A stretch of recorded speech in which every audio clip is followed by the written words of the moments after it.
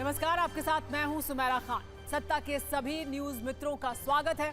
सबसे पहले सत्ते पे सत्ता, यानी 7 खबरें और दिलचस्प जानकारियां एक साथ। सत्ता में आज हम पहले आपको पाकिस्तान का मेडल वाला दुख दिखाएंगे। पेरिस ओलंपिक में भारत के शूटर मेडल पर निशाना लगा रहे हैं, लेकिन इससे पाकिस्तानियों के अरमान किस तरह छलनी हो रहे हैं, इसके कुछ बहुत दिलचस्प वीडियो सामने आए हैं। इसके बाद केरल में लैंडस्लाइड पर सियासी भूस्खलन की खबर होगी। क्या वायनाड में 175 लोगों की मौत लापरवाही की वजह से हुई? इसे लेकर गृह मंत्री अमित शाह ने संसद में बहुत बड़ा दावा किया है, जिस पर केरल सरकार का जवाब भी आ गया है। आपके लिए सत्या की ये कुंजी तैयार की है। इसके बाद लखनऊ विधानसभा के मॉनसून सत्र की भी बात करेंगे। ये वो मॉनसून है जिसने आज विधानसभा को पानी पानी कर दिया। इसमें कैसे लखनऊ नगर निगम के दावे डूब गए और नेताओं ने इस जल संकट में क्या किया, ये भी देखिएगा।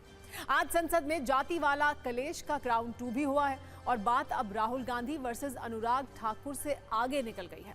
कांग्रेस जाति वाले बयान पर सरकार और उसके मंत्री के खिलाफ कौन सी बड़ी तैयारी कर रही है, ये भी आपको बताएंगे।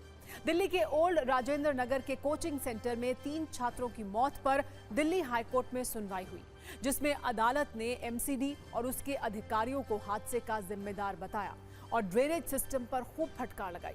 कोर्ट ने यहां तक कह दिया, अगर जांच सही से नहीं हुई तो सीबीआई को सौंप दी जा सकती है।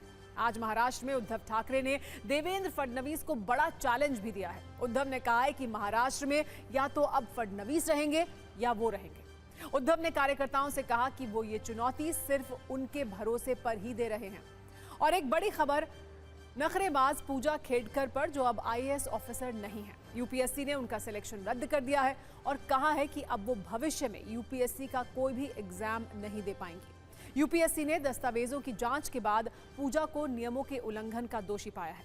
तो चलिए सत्ता की शुरुआत करते हैं। विज्ञापन वाले गिद्धों के बाद अब विनाश वाले वीडियो की ओर बढ़ते हैं। ये वीडियो 9 लाख की आबादी वाले केरल के वायनाड से आ रहे हैं और वहां खिसकती जमीन, दरख्ते पहाड़ और खत्म होती जिंदगियों की चर्चा पूरे देश में हो रही है। सवाल उठाए जा रहे हैं कि आखिर वायनाड में बारिश, बाढ़ और भूस्खलन से सिर्फ 3 दिन में 175 लोगों की मौत कैसे हो गई? सिर्फ 3 दिन में 220 लोग लापता कैसे हो गए? सिर्फ 3 दिन में वायनाड के 4 गांव कैसे विलुप्त हो गए? क्या किसी को पहले से इस आफत का पूर्वानुमान नहीं था? और अगर था तो लोगों को सुरक्षित निकाला क्यों नहीं गया? इसे प्राकृतिक आपदा माना जाए या किसी अलर्ट को लापरवाही से अनसुना करने का अंजाम माना जाए? आज वायनाड के विनाश वाले पानी पर संसद में सियासी आग देखने को मिली। राज्यसभा में गृह मंत्री अमित शाह ने केरल की सरकार पर कई गंभीर आरोप लगाए। अमित शाह ने कहा कि केरल सरकार को 4 दिन में 4 वार्निंग दी गई थी, फिर भी वायनाड को विनाश के लिए छोड़ दिया गया। उन्होंने तारीख का जिक्र करते हुए कहा कि पहली वार्निंग 23 जुलाई को दी गई थी, उसके बाद 24 जुलाई को दूसरी वार्निंग दी गई, तीसरी वार्निंग 25 जुलाई को और चौथी वार्निंग 26 जुलाई को दी गई। ये भी बताया गया कि वायनाड में लैंडस्लाइड की आशंका है, मिट्टी भी गिर सकती है और लोग इससे दबकर मर सकते हैं। और फिर 29 जुलाई की रात वही हुआ जिसकी आशंका थी। अमित शाह ने राज्यसभा में केरल की सरकार पर सवाल उठाते हुए ओडिशा और गुजरात के उदाहरण भी दिए। आप खुद सुनिए क्या कहा।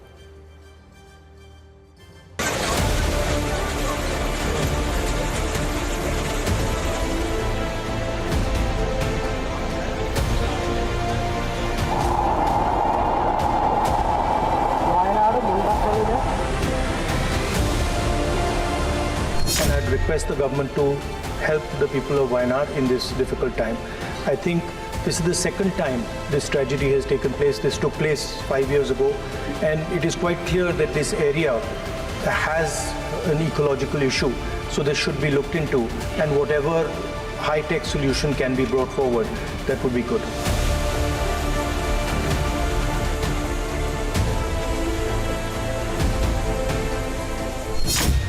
जुलाई को केरल सरकार को अर्ली वार्निंग भारत सरकार की ओर से दी गई थी।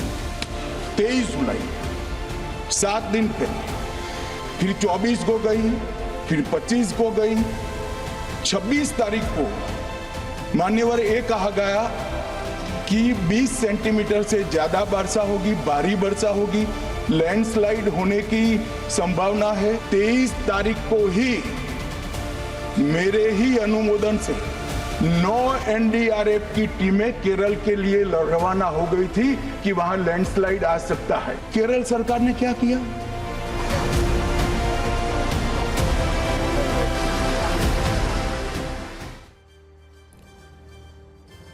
अमित शाह के आरोपों के बाद केरल के मुख्यमंत्री पी विजयन ने भी जवाब दिया है। उन्होंने कहा है कि केंद्र सरकार की ओर से भूस्खलन के लिए रेड अलर्ट नहीं था।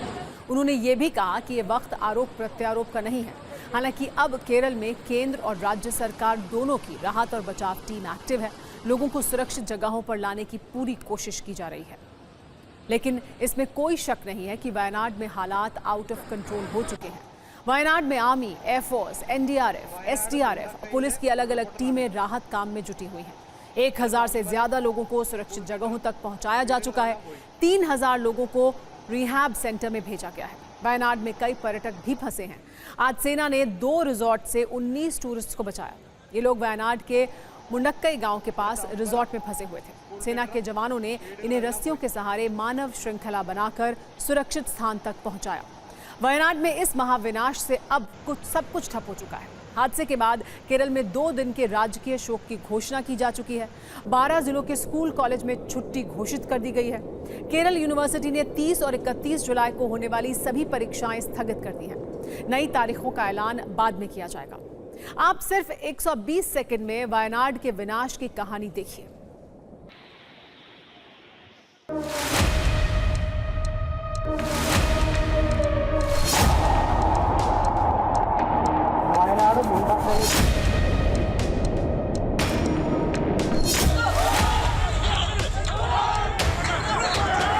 ये हमारी टीम्स अंदर हैं, वहाँ से उनको जो जिंदा है उनको फर्स्ट एड दी जा रही है और इमीडिएटली उनको इवैक्यूएट किया जा रहा है।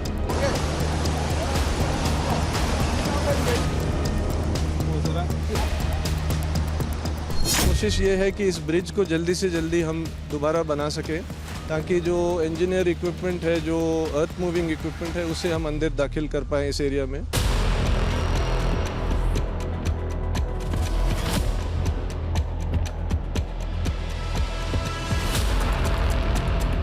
सारे घर, टेम्पल, मस्जिद वगैरह सब कुछ उसमें चल गया है। और इतना हादसा हुआ है, उससे हमको भी कोई आइडिया नहीं मिलता है।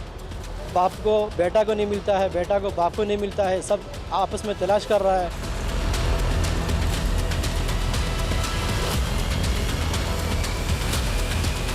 Prime Minister has already assured all help will be given.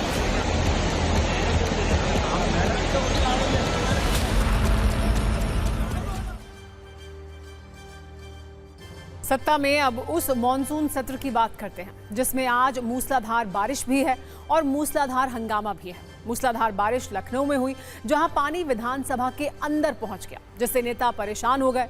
जबकि मूसलाधार हंगामा लोकसभा में हुआ, जहां विपक्षी सांसद सदन के वेल में पहुंच गए और लोकसभा अध्यक्ष इससे परेशान हो गए। लखनऊ में पानी ने नेताओं को परेशान किया तो दिल्ली में परेशानी जाति पर नेताओं के जज्बाती होने के कारण हुई। हमने न्यूज मित्रों के लिए मूसलाधार बारिश और मूसलाधार हंगामे पर एक संयुक्त कुंजी तैयार की है, जिससे आप राजनीतिक मॉनसून और मौसमी मॉनसून के प्रभाव को बड़े ही सरल तरीके से समझ पाएंगे। इस कुंजी की शुरुआत हम लखनऊ की खबर से करते हैं, जहां यूपी विधानसभा के मॉनसून सत्र में मॉनसून की इतनी बारिश हुई कि विधानसभा के अंदर और बाहर दोनों जगहों पर पानी का कब्जा हो गया।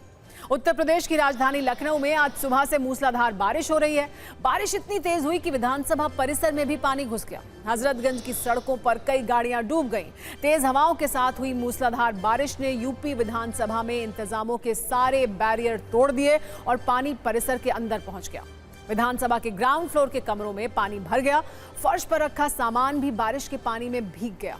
यूपी विधानसभा के मौजूदा सत्र का नाम मॉनसून सत्र ही है और मॉनसून की बारिश ने सरकार को ये समझा दिया कि बारिश कितनी ज्यादा होती है और इंतजाम कितने कम होते हैं।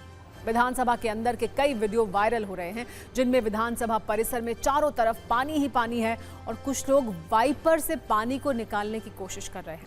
विधानसभा परिसर में कई जगह पर तस्वीरें ऐसी थी कि अगले बजट में गाड़ियों के साथ साथ छोटी छोटी नाव खरीदने के लिए पैसे का आवंटन करने की जरूरत महसूस हो सकती है। वैसे कल यूपी विधानसभा में व्यंग और कटाक्ष की बारिश हो रही थी।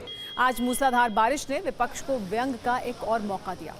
कल विधानसभा के अंदर सीएम योगी के व्यंग का सामना करने वाले शिवपाल यादव ने आज व्यवस्था पर व्यंग किया। सोशल मीडिया पर उन्होंने 2 वीडियो पोस्ट करते हुए लिखा, बजट की सबसे अधिक आवश्यकता उत्तर प्रदेश विधानसभा को है। एक मूसलाधार बारिश में ये हाल है तो बाकी प्रदेश तो भगवान भरोसे ही है।